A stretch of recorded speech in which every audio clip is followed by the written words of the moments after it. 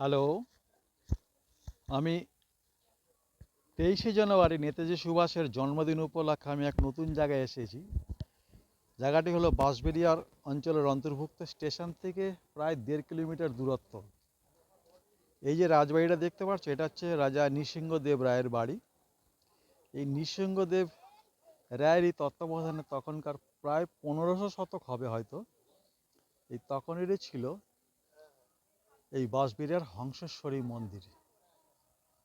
আজ এত শতকের পুরনো মন্দির দেখো আজও কত সুন্দর, তার জৌলুস মানে সত্যি সুন্দর। এটা আমার কাছে অজানা ছিল। আমার এক কাছের মানুষ ফোন করে বলছিল যে সে কিভাবে যাবে, তখন আমার মাথায় উঠলো আমি যখন ব্যান্ডেল চত্বরে আছি যাই একবার দেখে আসি। এটাই হচ্ছে সেই 1500 শতকের রাজা নৃসিংহদেবের আমলের তৈরি করা সেই হংসেশ্বরী মন্দির। আমি চেষ্টা করছি ভেতরে যাওয়ার, মন্দিরটিকে কাছের থেকে কিছু দেখানোর। এই পুরোটাই হচ্ছে রাজা নৃসিংহদেবের অঞ্চল।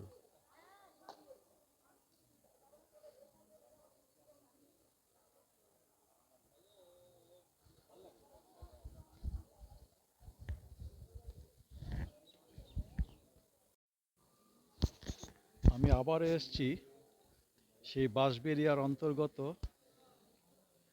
যা রাজা নৃপেন্দ্রনাথ দেবের সেই 1500 শতকের মন্দির মা হংসেশ্বরী মন্দিরের সামনে। এখানে পুজো অর্চনা চলছে বিকেল 3টে থেকে 5টা অবধি। না,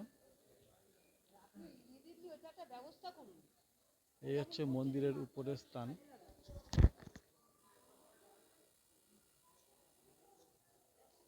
ও দিদি,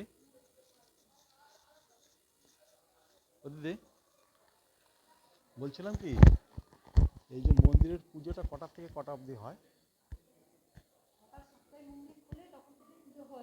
আচ্ছা,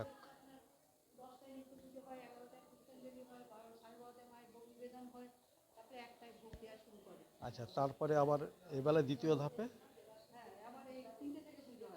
3টে থেকে কটা অবধি? 5:30 বন্ধ হয়, তাই তো?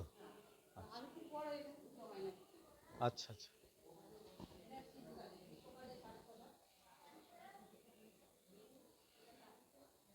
দেখো একটা মায়ের রূপের মতন মনে হচ্ছে দেখতে।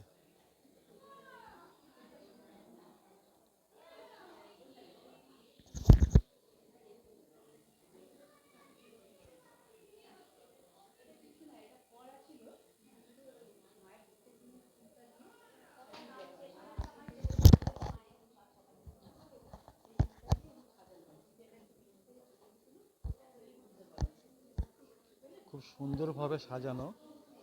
সামনের এই জায়গাটা একটা ফোয়ারা ছিল, আজকে সেই ফোয়ারাটা নেই, বন্ধ করে দেওয়া হয়েছে।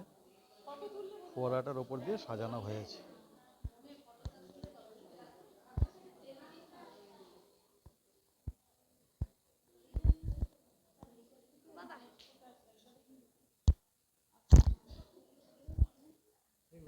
হুম, হুম, হুম।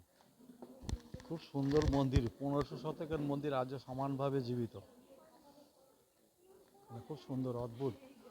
সামনেই পুকুর আছে, এই পুকুর থেকে জল নিয়ে এসে এখানে পুজো দেওয়া হয়। স্নান টান করে এসে এখানে পুজো দেয় ভক্তরা।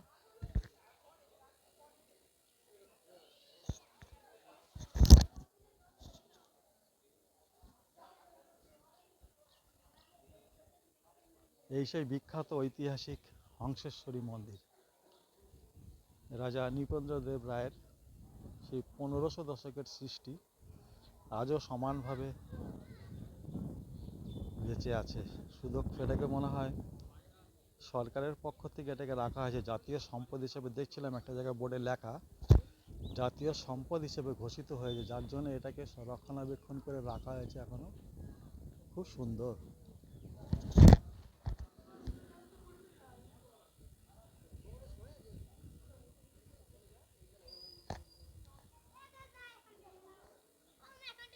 ঠিক আছে, আসলাম যখন একটা সুন্দর জায়গা দেখে গেলাম, খুব ভালো লাগছে।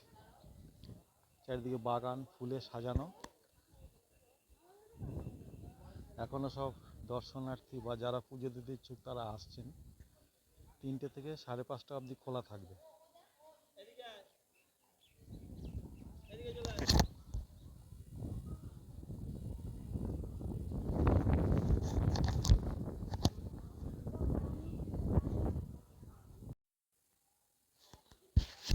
হংসেশ্বরী মন্দিরের ঠিক পাশেই একটা মন্দির আছে, দেখো এটা পুরো টেরাকোটার কাজ, কত সুন্দর কাজ করা।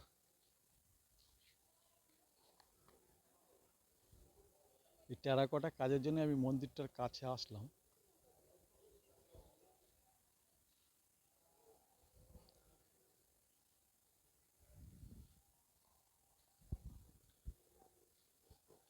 মন্দিরটির দরজা আজ বন্ধ, কারণ মেইন মন্দির এখন এটা আছে, প্রধান মন্দির এখন এইটা। কি দারুণ লাগছে দেখতে মন্দিরটা, এখনো তার জৌলুস হারায়নি, সত্যি সুন্দর।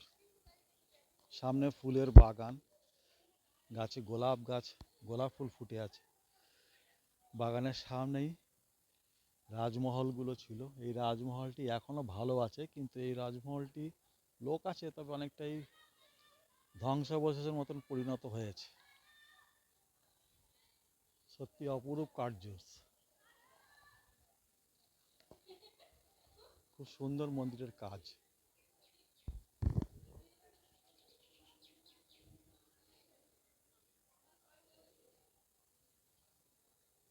দারুণ। বহু বছর আগে এসেছিলাম, আজ আমাকে একজন মনে করিয়ে দেওয়াতে তাই আমি আবারও চেষ্টা করলাম আবার জায়গাটাকে তুলে ধরার।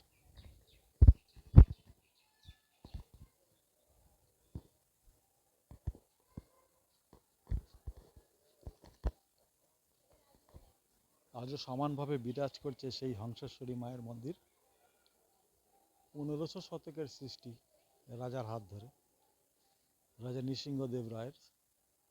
সত্যি অসংখ্য ধন্যবাদ, এইসব মানুষগুলো ছিলেন বলেই হয়তো আজকের এত সুন্দর মন্দিরগুলো আজও সমানতালে বিরাজ করে এবং দর্শনার্থীরা এসে ভিড় করেন পুজো দেওয়ার জন্য।